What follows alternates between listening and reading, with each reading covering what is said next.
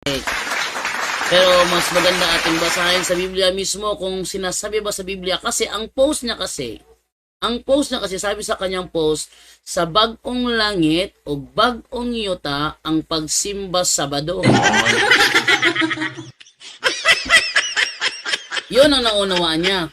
Ang pagsimba Sabado. Mao nga magsimba na ta sa adlong Sabado, sugo sa Dios.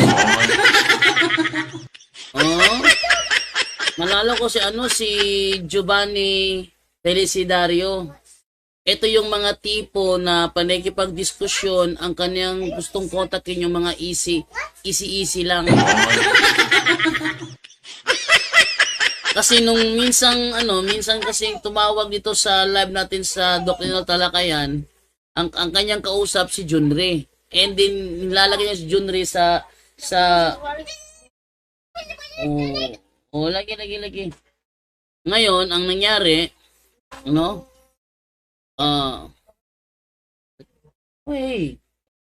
ang nangyari ngayon is nahirapan si, what are you doing? I am doing my work. Ayo, Michael, I'm doing my work. You're interrupting me. Yung butang sinako sa kong ulo.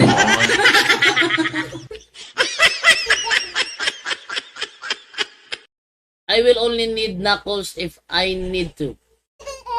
Okay? Do not put knuckles on my screen if I am not asking you. I will need knuckles if I need to. Okay? So, proceed po tayo sa ano ko ni Michael doon eh. Okay, so tuloy tayo. Yung ba talaga ang tinutukoy ng naturang talata? Ating masilipin sa Isaiah 66.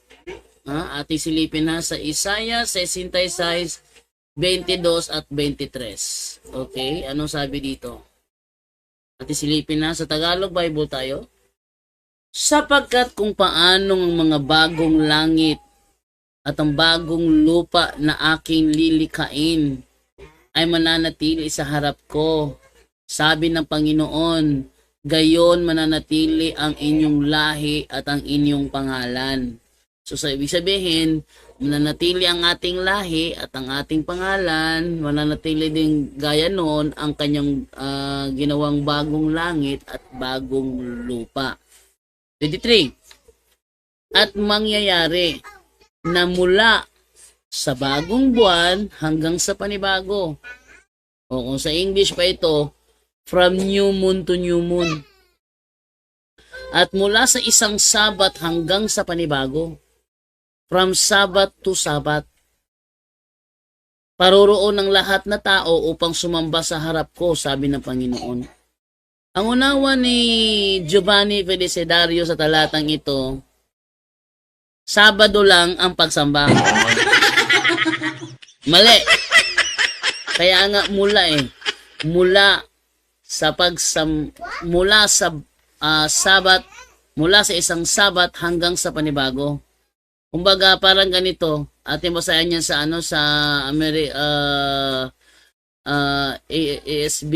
ASB ba 'yon? So titilibin sa ASB Ang sabi ganito, from new moon to new moon and from Sabat to Sabat. Ipagpalagay natin na ang unawa ni Giovanni Felicidario na ang Sabat dito ay Saturday. Pagpalagay natin from Saturday to Saturday. Okay? From Saturday to Saturday. Ngayon, kung magagawa ka ng schedule, ma'am, sir, anong oras ang trabaho namin, sir? Anong araw ang trabaho namin, sir? Ang trabaho nyo is from Monday to Monday. Sa aming kumpanya, doble ang kikitain mo compared sa ibang kumpanya. Pero, ito lang ang patakaran. Ang trabaho ay Monday to Monday. Okay? Monday to Monday. Ano ang ibig sabihin ng from Monday to Monday? Ibig sabihin wala kang day off. Kapag nagtrabaho ka, masisimula ka sa Monday at matatapos ka sa Monday, anong araw ang day off mo? Ang sagot, wala. Bakit? Dahil araw-araw ang trabaho mo. Ipagpalagay natin na ito ay patungkol sa pagsamba. At ang Sabat na tinutukoy dyan, batay sa kanila, ay Saturday. Sabihin, from Saturday to Saturday, sasamba. Ngayon, kung Saturday to Saturday ang pagsamba, wala mo pagsamba sa ibang araw?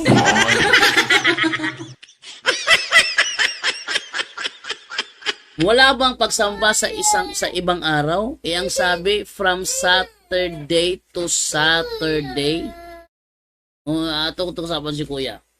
From Saturday to Saturday, ibig sabihin from Saturday, Sunday, Monday, Tuesday, Wednesday, Thursday, Friday, and Saturday. Kung ang Sabat na tinutukoy dyan para sa kanila is tumutukoy yan sa Saturday at worship ang tinutukoy, all flesh shall come to worship before me, declares the Lord. Ibig sabihin, every day. Every day. Kung ang unawa nila dyan ay Saturday, every day ang worship. From Saturday to Saturday, all flesh shall come to worship before me. From Saturday to Saturday, mula Saturday hanggang Saturday, wala siyang day off. Walang sinasabi dyan na, kahit sa Bisaya, atin ba sa Bisaya? Ano sa Bisaya yan? Ito sa Bisaya, og mahanabo, nga gikan sa bag-ong pagsubang sa bulan hangtod sa usa, o gikan sa usa ka adlong ippapaulay hangtod sa usa, ang tanang mga katawhan mga ni aron pagsimba sa akong atubangan. It means walang day off. At paano malalaman doon sa langit kung Lunes na ba o Martes na ba, walang gabi doon? Hindi mo nga alam kung anong araw na Bakit? Doon, walang pinagkaiba ang 1,000 taon at ang isang araw. Yung term na walang pinagkaiba, ang ibig sabihin nun, ang ibig sabihin nun, hindi mo na malalaman kung Lunes na ba, Martes na ba, Merkules na ba, hindi mo malalaman yun. Bakit? Kasi walang pinagkaiba na ang isang araw at ang 1,000 taon. Diba? Sa ikalawang Pedro 3:10, ating basahin yung sa ikalawang Pedro 3:10 sa ating basahin sa Bisaya para maunawaan. Ikalawang Pedro 3:10 ba yun? Kung di ako nakakamali na natin. Natin sa 3:9 ba yun? Wait lang. Double check ko lang yung petsa. Ayun 3:8. Sabi sa 3:8 sa Bisaya, apan mga hinigugma, ayaw ninyo kalimte, nga alang sa Ginoo, walay kalainan ang usa ka adlaw ug ang usa ka libo ka tuig. Alang kaniya kini managsamara. Ngayon, pag nakarating ka na doon sa bagong langit at ang bagong lupa, ang isang araw sa iyo ay wala nang pinagkaiba sa 1,000 taon. Para sa iyo, pag nakarating ka na doon sa sinasabing bagong langit at bagong lupa, pag nakarating ka na doon, wala nang pinagkaiba para sa iyo ang isang araw at ang 1,000 taon dahil magiging magkatulad lang ito. Wala nang pinagkaiba. Alang kaniya kini managsamara. Wala nang pagkakaiba. Bakit? Hindi mo na kasi malalaman kung sumapit na ba ng gabi, Martes na, Lunes na ba. Yung mararamdaman yun Bakit? Doon sa bagong langit, bagong lupa, wala nang gabi doon. Kung yun ang kanilang identification sa kaharian ng Panginoon, wala nang gabi doon. Dahil ang Panginoon mismo ang magsisilbing liwanag sa kanyang kaharian. Wala nang gabi pang mangyayari. Paano malalaman kung Martes na ba, o Lunes na ba, alas 12:30 na ba, alauna na ba ng madaling araw? Paano malalaman yun? Wala nang pinagkaiba ang 1,000 taon at ang isang araw. Diyan yung makikita. No? Na yung unawa talaga ng mga Seventh-day Adventist, talagang palpak. Walang tigil na ang pagsamba doon. Wala nang tigil. Tuloy lang ang pagsamba. Wala nang tigil ang kantahan ng mga anghel. Banal, banal, banal. Wala nang tigil yun. Tapos patitigilin mo dahil may sabat. Mali. Ano ba ibig sabihin ng sabat? Pahinga. Ang ginagawa ng mga anghel doon, samba. Ginagawa ng mga pupunta doon, magsasamba siya. Ulalagyan mo ng sabat, edi pahinga sila. Anong gagawin nila? O sasabihin mo, nagsamba sila doon sa Sabat, edi sabihin, araw-araw nga ang pagsamba. O. Talagang palpak talaga kapag sila ang umunawa. No? Kaya nga iniwanan ko yung Seventh-day Adventist. Salamat sa mga magsisend sa akin ng stars, no? Kay Mark Anthony Sarceda Ehong. Sa bawat stars na masisenyo po sa akin, malaking tulong po sa akin yan. Maraming salamat po. No, kaya sa stars man lang makakabawi tayo. Thank you po sa sa mga Okay, mamayang gabi, alas 6 ng gabi sa YouTube channel natin. YouTube channel ko is meron akong premiere episode. At ang premiere episode ko na yon ay patungkol yun sa debate analysis namin ni Glenn Alado. Anong araw na ngayon? April 12. Marami kasi ang nasisipaglabasan sa Facebook na nakakarating naman sa akin na mga SDA, panay pa rin ang kakapatotsyada sa nangyaring debate namin dalawa ni Glenn Alado. Sabi nila, natalo ako, nabilaukan ako, natukan si Jando caught in the act. Ang tinuod, ang totoo niyan, hindi wa mo ko natukan. Tuyoon lang yun ni Alado nga ilikoy ang pangutana. Ang ginagamit ko sa debate, unang Pedro 5:1. Si Pedro ay obispo, si Pedro ay nag-govern sa church in Rome.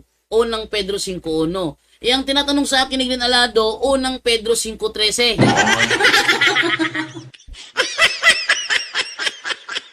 Kaya nung naano ko, sasagot na sana ako 5:13 pa lang tinatanong. Sabi ko, wait lang, teka lang. Sabi niya, natukan.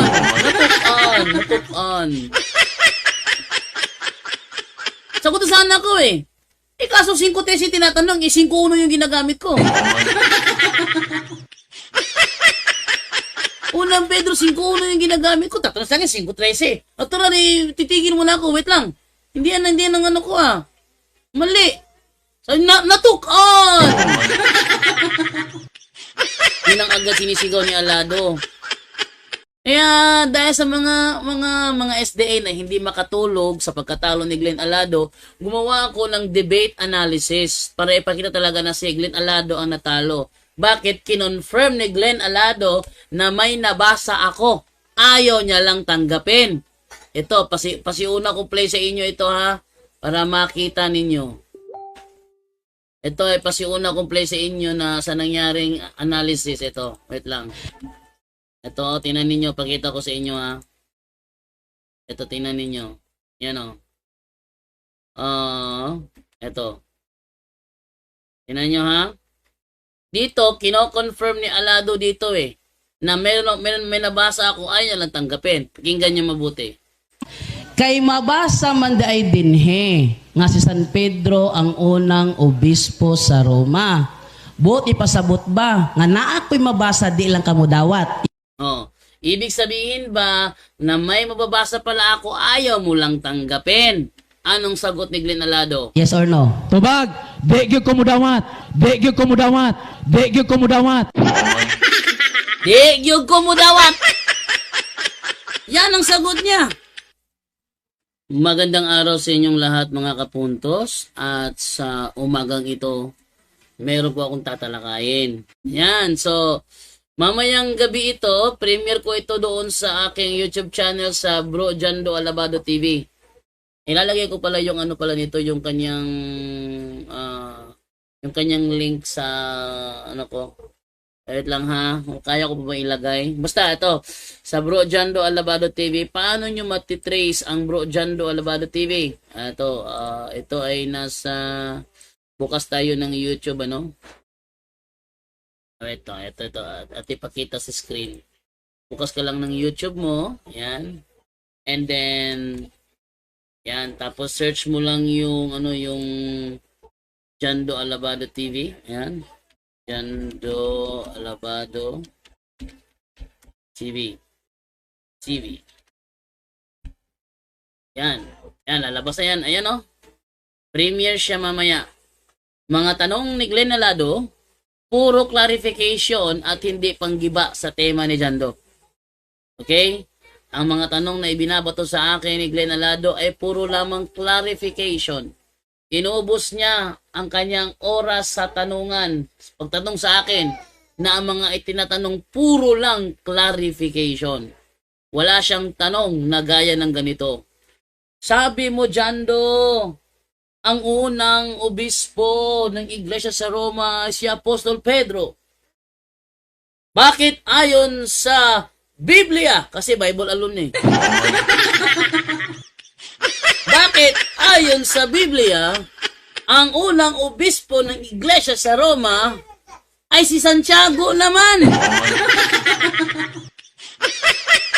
O di kaya, ang unang obispo sa Roma ay si Pablo naman. Ba't sa'yo si Pedro? Yun ay panggiba na tanong. Sabi mo, si Pedro ang unang obispo sa Iglesia ng Roma. Bakit sinasabi sa Biblia? Kasi Bible alone eh. Bakit sinasabi sa Biblia na ito? Na ang unang obispo sa Iglesia ng Roma ay si Apostol Pablo. Sino ang totoo? Ikaw na nagsasabi na si Pedro o itong binabasa ko na si Apostol Pablo? Yung ganyang mga katanungan, ang panggiba na mga katanungan. Pero sasabihin ni Glenn Alado sa akin, tama ba sinasabi ng Biblia ito na wala rito na si Apostol Pedro unang obispo sa Roma? Mahinang argumento yon. Alam nyo kung bakit? Parang ganito. Sample lang ko kayo. May dalawang nadidebate. Sabi ng isa, patutunayan ko na ang presidente ngayon sa Pilipinas ay si Ferdinand Bongbong Marcos. Isa naman tumututol. Tutol ako dyan. Tutol ka. Kung hindi si Ferdinand Marcos ang presidente ng Pilipinas ngayon, sino? Magigiba ba yung paksa kapag sinabi niyang, objection moderator, hindi ko ro lang magpatunay? Magigiba ba ang paksa? O di sabihin niya, Brother Jando, ayon sa Philippine history, na walang binabanggit dito na ang presidente ngayon ay si Ferdinand Marcos. Tinatanggap mo ba na tama ang librong ito na walang sinasabi na si Marcos ay presidente? Yung ganung uri ng tanong, nakakagiba ba yun? Hindi rin. Bakit? Mas matibay na argumento ang may mababasa. Sabi sa aklat na ito, ang present na presidente ng Pilipinas ay si Ferdinand Marcos. Tapos kukontrahin mo ng isang aklat na wala namang sinasabi na hindi siya presidente, hindi magigiba yun. Bakit? Yung aking libro may information, ang sayo wala namang information eh. Pag sinabi mong hindi totoo dahil walang information sa libro mo, ang tawag naman dyan, fallacy from argument of silence. Yan ang meaning yan. Fallacy of argument from silence. Na porket hindi nabasa, sasabihin hindi na totoo. Mas maganda ating ipakita. No? Para maunawaan ng mga, kasi ayun nila yung gumagamit ako ng mga Ayun lang ako makalaban kasi ako puro fallacy ibinubuhay ko sa mga fallacy sila magsalita eh. Ito tingnan nyo ha. Yan o. Ito ko sa inyo. Sabi ganito. Ano ba ang fallacy of argument from silence? At magbigay ka ng mga halimbawa nito na kadalasang ginagamit sa mga religious debate. Yan. Ang argument from silence fallacy of argumentum excellentio ay isang lohikal na kamalian na nangyayari kapag ang isang tao ay nagko-konklusyon. Ano daw? Kailan daw mangyayari ang argument from silence na fallacy? Kapag ang isang tao ay nagko-konklusyon batay sa kawalan ng ebidensya o sa pananahimik ng isang pinagmulan o teksto. Ibig sabihin, sinasabi nila na dahil hindi nabanggit o sinabi, hindi ito totoo o hindi ito nangyari na hindi laging lohikal o makatuwiran. Paliwanag. Ang pananahimik o silence ay hindi palaging nangangahulugan ng pagtanggi o pagtanggap. Sabi nila, walang namang mababasa naman dyan sa Biblia ang hawak ko. Yung magandang balita Biblia, wala namang sinasabi naman dito, walang mababasa dito na si Apostol Pedro ang unang obispo sa Roma, therefore, hindi siya ang unang obispo sa Roma. Yang ganyang reasoning ang tawag dyan, fallacy of argument from silence. Maaaring maraming dahilan kung bakit tahimik ang isang teksto sa isang paksa. Hindi ito layunin ng sumulat. Hindi ito issue sa panahon nila. O hindi lang ito nais banggitin. Mga halimbawa ng argument from silence sa religious debate. For example, hindi naman sinabi ni Jesus na sambahin si Maria. Kaya mali ang paggalang sa kanya. Oh. Ito yung mga reasoning ng mga Seventh-day Adventist. Hindi naman sinabi sa Bible na magandang balita. Wala namang sinasabi sa magandang balita Biblia na si Pedro ay unang obispo sa Roma. Therefore, mali ang ginagawa ng mga Katoliko na sinasabing si Pedro daw ang unang obispo sa Roma. Anong tawag dyan? Fallacy of argument from silence. Fallacy yan. Tingnan mo ha. Hindi porket hindi literal na sinabi ni Jesus na sambahin ninyo si Maria, ay ibig sabihin ni hindi siya dapat igalang o pahalagahan. Ang kawalan ng utos ay hindi otomatikong pagbabawal. Pangalawang example, wala sa Biblia ang salitang Trinity, kaya hindi ito totoo. Di ba yan ang ginagawang argumento ng Saksi ni Jehovah, INC, ang dating daan at ng Muslim? Mababasa ba sa Biblia salitang Trinity? Kung walang yung hawak ng Biblia King James Version, wala namang Trinity nakalagay doon. Wala rito ibig sabihin hindi yan totoo. Wala sa Bible Ha? Yang ganyang reasoning ang tawag dyan, argument from silence. Bakit? Bakit mali? Ang konsepto ng Trinidad ay matatagpuan sa Biblia bagamat ang mismong salitang Trinity ay wala roon. Hindi nangangahulugang hindi totoo ang isang aral kung wala ang eksaktong salita. Kaya yung hanap ng letra por letra, ang tawag dyan sa kanila ay nag-a-apply sa kanilang mga argumento ng fallacy of argument from silence. Halimbawa, hindi naman sinabi sa Acts 15 na magrosaryo, kaya bawal yan. Fallacy pa rin yan. Bakit mali? Hindi lahat ng practices ay kailangang nakasulat sa Acts 15. Ang pananahimik ng isang bahagi ng Biblia tungkol sa isang bagay ay hindi otomatikong nangangahulugang bawal ito. Lalo na kung hindi naman ito labag sa pananampalataya. Walang binanggit sa Biblia na nagrosaryo ang mga apostol. Kaya imbento lang ito. Ang mga reasoning na ganyan. Argument from silence fallacy pala yan. Ha? Argument from silence fallacy pala yan. Yung mga nagsasabing, wala namang binanggit sa Bible na nagrosaryo ang mga apostol eh. Kaya imbento lang ito. Yung mga ganyan. Ay, fallacy pala yan. Alam niyo ano ibig sabihin ng fallacy? Ha? Maganda ating buksan. Ano ba ibig sabihin ng fallacy? O, sige, ating silipin. Ano ba ibig sabihin ng fallacy? Ito, ating buksan ito para makita ninyo ha. Ito. Ano ang ibig sabihin ng salitang fallacy? Palakihin natin. Ano ibig sabihin ng salitang fallacy? Mistaken belief, especially one based on unsound arguments. Ano yung mga synonym niya? Error. Ano ibig sabihin ng fallacy? Error. Delusion. Untruth. Falsehood. Falsity. Misconception. Misapprehension.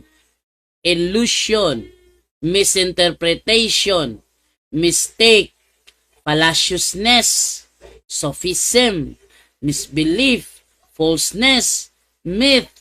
Miscalculation. Deception, misconstruction, misjudgment, equivocation, erroneousness, casuistry, misjudgment, sophistry, speciousness, deceit, deceptiveness, misconstrual, evasion, hallucination, heresy, inconsistency, quibbling, flow exactness, faultiness, aberration, ambiguity, Ang dami sinasabi. Isa lang ang meaning niyan, invalid argument. Straight to the point. Kaya kapag gumagamit ng fallacy ang ating mga kalaban, yan ay isang invalid argument. Ha? Eh yung mga ginawa ni Glenn Alado, panoorin nyo mamayang alas 6, ibibisto natin, yun ay sa first cross-examination lang ang ginawan ko ng analysis, no? Lahat ng tinanong sa akin ni Glenn Alado puro lamang clarificatory question. Mga clarification lang. Wala siyang tinanong na panggiba sa paksa. Oh. Pero ang karugtong nun, bukas ko i-upload. Ano siya? Yung mga tanong ko kay Glenn Alado ay nagpapanalo sa aking tema. Ayun, ha? Nagpapanalo sa aking tema. Yon ang ano ko kay Glenn Alado.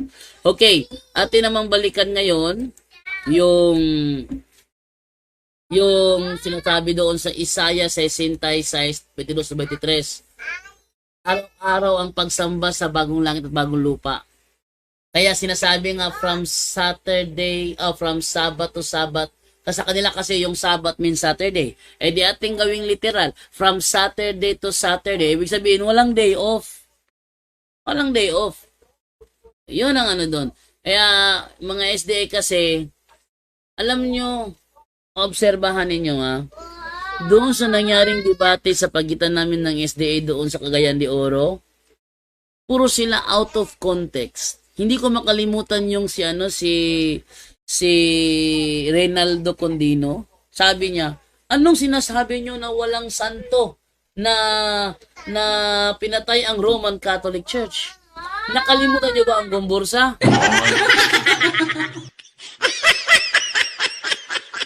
Actually, pinag-aralan ko yung history ng Gombursa kasi meron palang pelikula sa Netflix na Gombursa. Pinanood ko, hindi pala nakakarating sa Papa sa Roma ang mga ginagawang pang-aabuso ng mga Kastila. At walang nilabag ang Gombursa sa kahit na anong aral ng Iglesia Katolika. Wala silang nilabag na kahit anong aral. At hindi rin Iglesia Katolika ang nagpapatay sa Gombursa. Ang nagpapatay sa Gombursa ay ang estado ng Espanya. Kasi naniniwala sila na itong si Zamora is nakikiisa sa revolusyon sa mga nagkikipaglaban. Ito naman si Padre Burgos naman naninindigan na magkaroon ng pagkapantay-pantay ang mga Pilipino at ang mga Espanyol. Pantay-pantay ba? Kasi meron silang racist na dati. Sa panahon to, merong uso pa yung racist eh. Ano yung racist? Halimbawa, Espanyol ka. Tapos, yung kausap mo, Pilipino. Eh, superior ka. Kaya nga sabi niyo si Rizal doon sa pelikulang mo si Rizal, sabi niya, kung superior pala ang Espanya sa Pilipinas, bakit kayo nagtitiis na kunin ang Pilipinas kung superior pala kayo? Oh. Doon yung makikita na mali-mali ang kanilang unawa. Dinagdagan pa ng mali ni Jerry Laig. Kaya daw sila pinatay dahil na-converter daw sa Adventista. Oh. Yung debate nangyari sa pagitan ni Paul Alima at saka ni Jerry Laig. Tinatanggap mo ba na ayon sa Daniel 7:25, ito ay singular pronoun? Alam mo ba ano ang singular pronoun? Sabi ni Jerry Laig, alam ko. Ito'y tumutukoy sa isang tao. Kaya kahit sino na lumabag sa kautusan, siya ang tinutukoy sa Daniel 7:25. Ganun ba? Paano ito ngayon? Ayon sa Biblia, kung babasahin natin sa Biblia, itong sinasabi sa Hebreo 7:11 hanggang 12, may sinasabing ganito eh. Karon, masayra na to, at Tagalogin. Batay sa pagkapari ng mga Levita, ang kautusan ay ibinigay sa mga Israelita. Kung ang pagkapari ng mga Levita ay walang kapintasan, hindi na sana kinailangan pa ang ibang pagkapari na ayon sa pagkapari ni Melchizedek at hindi ayon sa pagkapari ni Aaron. Nang baguhin ng pagkapari, kinailangan ding baguhin ang kautusan. Kung saang dating Biblia pa itong sinasabi, sapagkat nang palitan ang pagkasaserdote, ay kailangang palitan naman ang kautusan. Ano ang sinabi ni Jerry Laig? Kahit sino man napalitan ang kautusan, siya ang tinutukoy na sa Daniel 7:25. Paano ngayon ito? Sapagkat ng palitan na baka saserdote ay kinailangang palitan naman ng kautusan. Ibig sabihin, itong mga pari sa angka ni Melchizedek, sila yung katuparan ng Daniel 7:25. Mali talaga. Sobrang mali talaga ang unawa ng mga sabading na yan. No?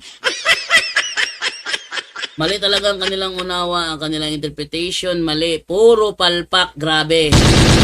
Straight to the point. Ngayon, ating basahin yung mga comment dito sa sa mga nanood. Okay, sabi dito ni Crescia Manuel. Dito sa amin sa San Lorenzo Parish Church sa Rizal, gabi-gabi may misa ng 6 p.m. Tapos kapag linggo naman, 5 times ang misa. So no reason para di ka makadalo ng pagkakatipon.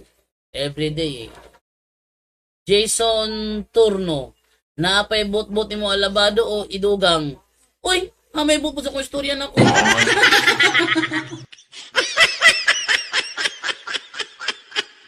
Kaya kayo, kapag kayo nag-SDA kayo, mga bot-boton kayo lahat. Kaya para hindi kayo maging bot-botol, huwag kayo mag-SDA.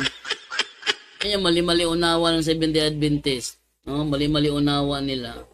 Sabi ni Mark Anthony Sarceda, Hong Mayang hapon bro, God bless you always, watching from Toronto, Canada.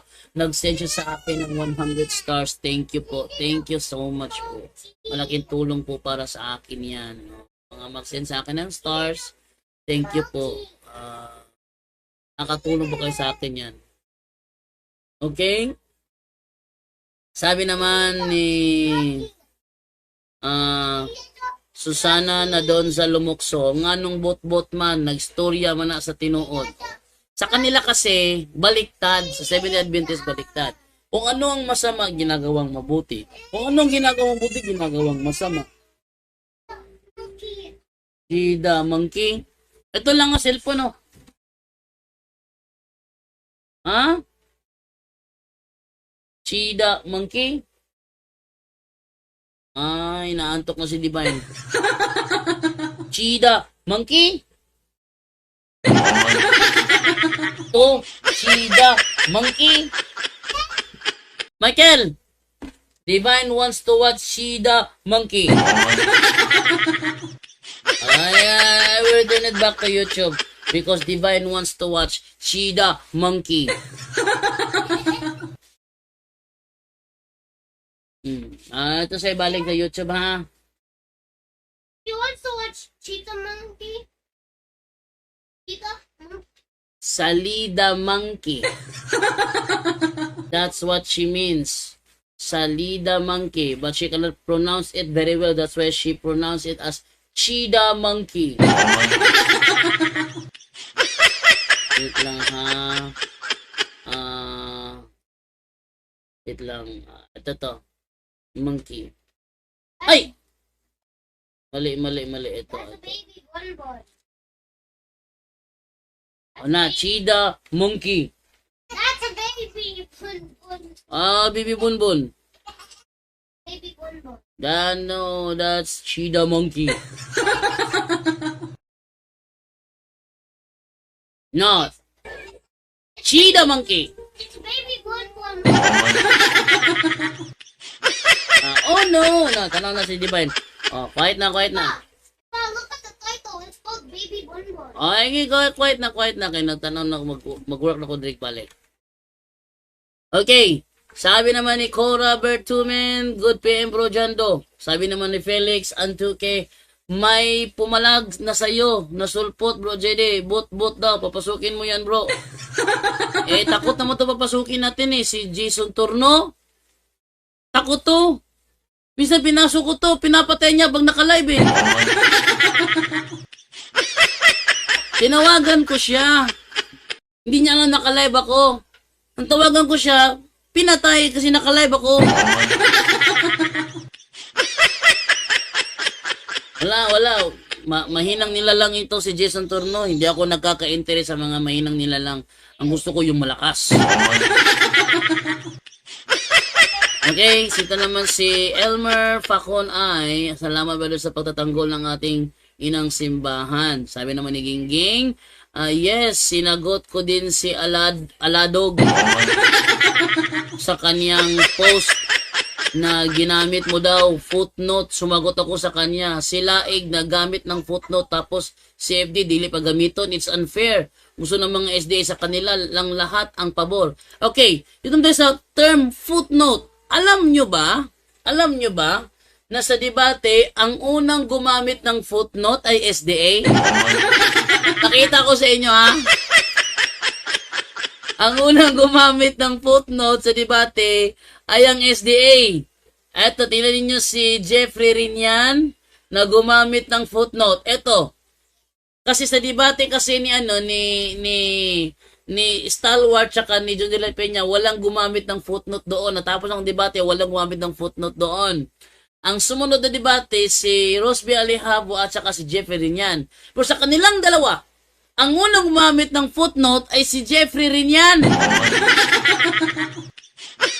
Kasi yung ginagamit ni Brother Rosby Alejabo, yung The Voice Bible, nandoon na Pero para magiba ni Rinian daw yung The Voice Bible, gumamit siya ng footnote. Hindi nagreklamo si si Alejabo. I-review nyo yung video. Eto, pakita ko sa inyo ha, ang ginawa ni Rinian na eto, pakita ko.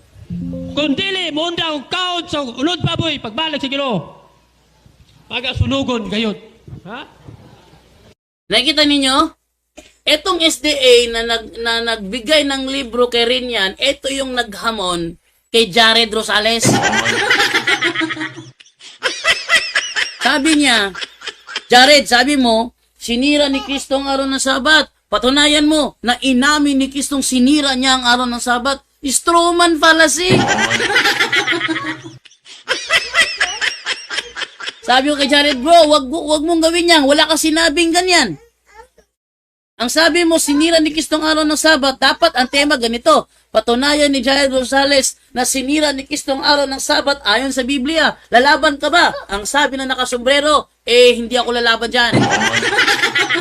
Hindi siya lalaban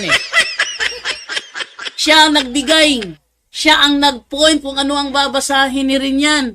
Pakinggan nyo. Kung ang babasahin ni Jeffrey Rinian ba ay bahagi ba ng Biblia o footnote? Okay, atong tanawon dili. Sa buhat dis. Kay mo man iyang kipangusgan, diyara mong gud siya mo. Ako nang naibalan sa waba may nag-debate, naibalon ako, makapokus ni siya sa The Bush Bible. Namo ko yung Bush Bible diri. Naya mo. Kabalo mo ko mo niyang gamiton. Oh. Unsa may nakasulat diri? Tanaw na to, kung literal ba nga mananap, nga ipakaon diri. Nagingon, the arrival of Gentile emissaries with their account of the angelic apparition illuminates Peter's vision.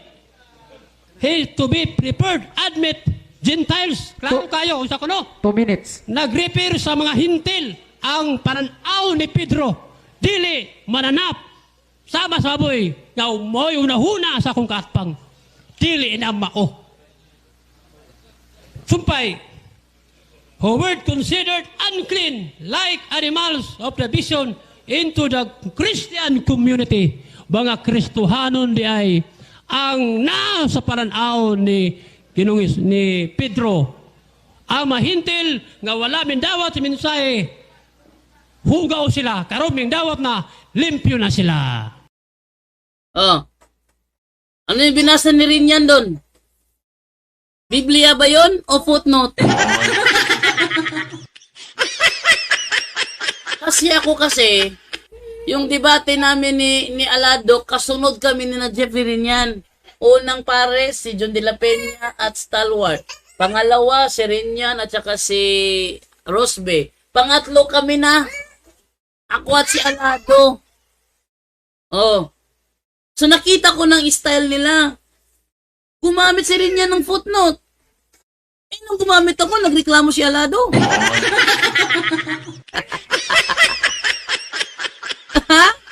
Ha? Ang unang gumamit ng footnote, si Jeffrey Rinyan, 3A Media member. Tapos pag ako na gumamit, reklamo si Alado. Ano ba naman yan? Okay, tuloy ako sa magbabasa ng ating mga comment dito. Okay, sabi naman dito ni Beatrice Escora Lambayong. Sabi niya, maayong hapon bro Jando. Sabi naman ni Ralph Lo Chavez, daghang yaw-yaw hehe, puro sa debate, bahagang iko. Sabi ni Ralph Lo Chavez, pagdating sa debate, bagang iko, baka nakakalimutan mo, hinarap kita at nilampaso kita sa loon. Akalain mo? Sabi ko kay Ralph Lo Chavez, sang-ayon ka ba na ayon sa aking tema, Sunday is Sabbath? Sabi niya, hindi ako sang-ayon. Kasi wala naman sinasabi diyan, nababasahin mo ni Ralph Lo Chavez, kawawa. Binasa ko yung isang Biblia. Sabi niya, basahin mo Sunday is Sabbath. Binasa ko, Mateo 28:1. Sa paglabay na sa adlaw ipapahulay, o sa pagbanag-banag sa laing adlaw ipapahulay. Anong sabi ni Ralph Lo Chavez? Bugos mo na! Gusto niya basahin ko, Sunday is Sabbath. Ngayong binasa ko, sasabihin niya, bugos mo na! Ano ba naman yan? Ralph Lo Chavez, isa ka sa nilalang na mahihina. At ang nakakapawalang gana kay Ralph Lo Chavez, yung sinasabi ni Ralph Lo Chavez, huwag mo pakialaman kung paano ako sumagot kasi hindi kita pinapakialaman kung paano ka magtanong.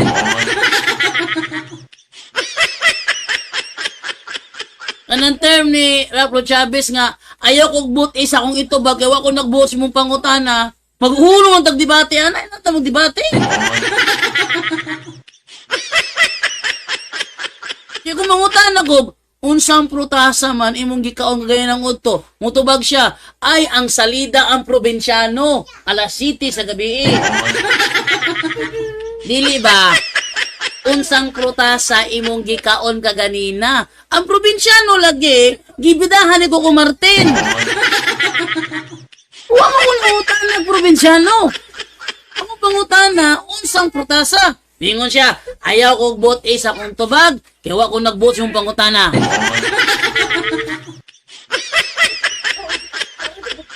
Wingon na naman galing, hulong tagdebate. Wa may nada. Uy nada. Uy nada. Hulong tagdebate, way nada. Yakalog, ipildi ra ba siya? Pildi ra ba ka Raplo Chavez? Gusto ka akong gabag video imuhang atong debate na to? Lawan jud ka. Ako nagigaman kang Glenn Alado. Basta ikaw na ba akong sulod na po na ako nga gaman ako kan debate analysis. Lawan jud ka. Ayaw ko hagit-hagita. Ha, Raplo Chavez? Ako hagit-hagita. Kumadayon ng debate ni Wendell Calibog ni Denmar Santiago sa Cebu. Kitang tuang back to back. Ayaw ko gita-gita. Kaya ikaw wala na ba kay nada, wala ba kay logic? Inyong mga pangutana na ba puro na fallacy. Wala gyud argumento mga SDA nga logical questions, puro gina fallacious questions. Wait lang ha.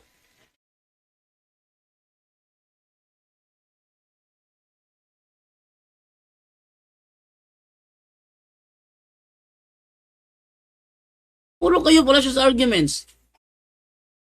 Atong debate na mundo ni awa ha, i-review to na ko ha. I-review na ko ang debate na mundo ni Raplo Chavez. Inan ninyo. Iyang mga pangutana puros fallacy. Layo ra kayo. Strawman fallacy, red herring fallacy, fallacy of equivocation. Why? At pagdulang mo sa kauskaw. You will use, it's still 2 p.m. You can use back at 5 p.m. Okay, ngayon, tuloy tayo. So, yung ano po dito si Sunday Brazos Camacho. Good morning po, bro Jando. Venerando Dolores. Good PM sa Diyos sa lahat ng taga straight to the point. Watching from Malapatan, Sarangani Province. God bless all. Amen. Straight to the point. Live. Sabi naman ni Net Kajumban, God bless CFD. Elpidio Estrada, ako Sir Junior. Magandang hapon bro JD. Sunday Brazos Camacho, hello din po sa lahat ng nakasubaybay. Straight to the point. Live. Ingon dire, atong tawagan si Raplo Chavez. No, so simple naman eh kahit tuot. Tawagan si Raplo Chavez. Tawagan ha, wait lang.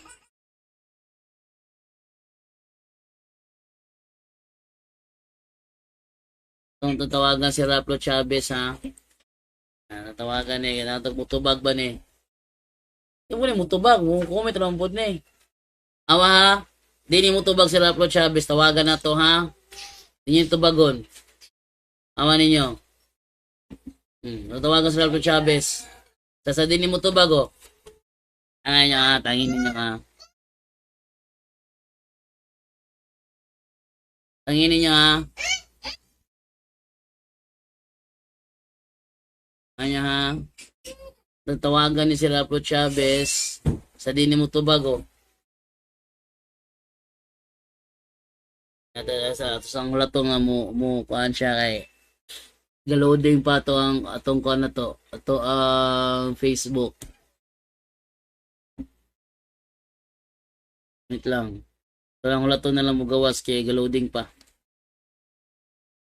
Wait lang ha, itong ikuan si Ralph Lo Chavez. Ralph Lo Chavez. Ayan. Hindi mo to bago. Ano to ha?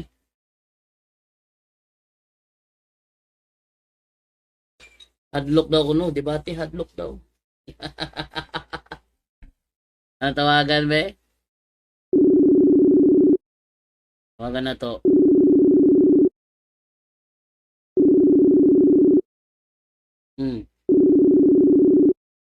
No, di na mo tubag ro no. Di na mo tubag.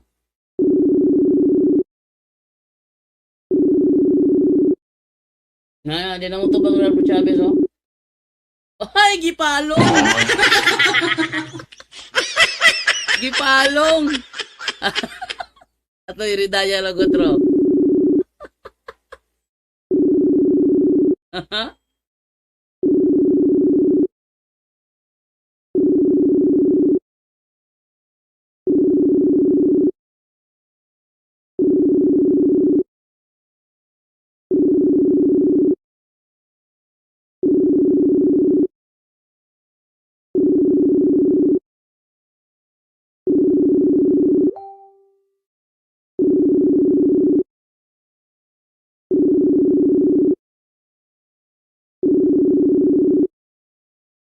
Tubag.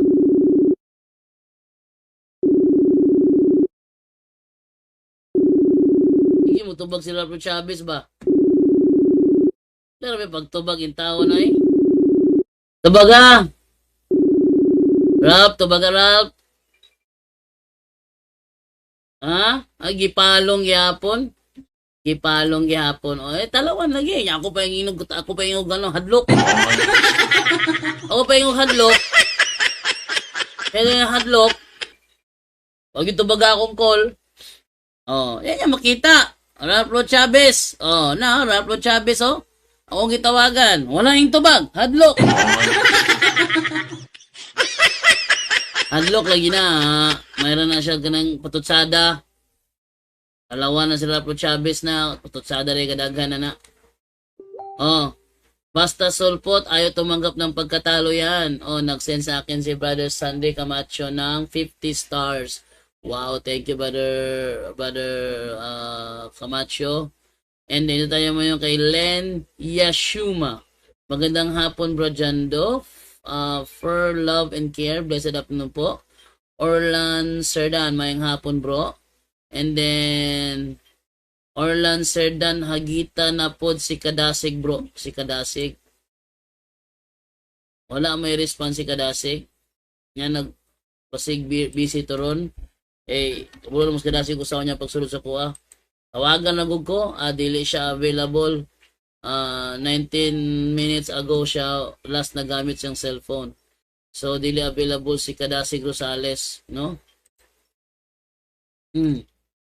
Hindi man kamo Judaism, sabi ni Darling May Piña Flor si Bunga kay Ralph Chavez. Ralph Chavez, hindi man kamo Judaism. Bakit Sabado, Sabat ninyo, brother? Kilala ba kayo ng mga Hudyo doon sa Israel? Sila kilala? Sila kinikilala ng mga Judaism doon? Crescia Manuel, good vibes yung English mo bro Jando.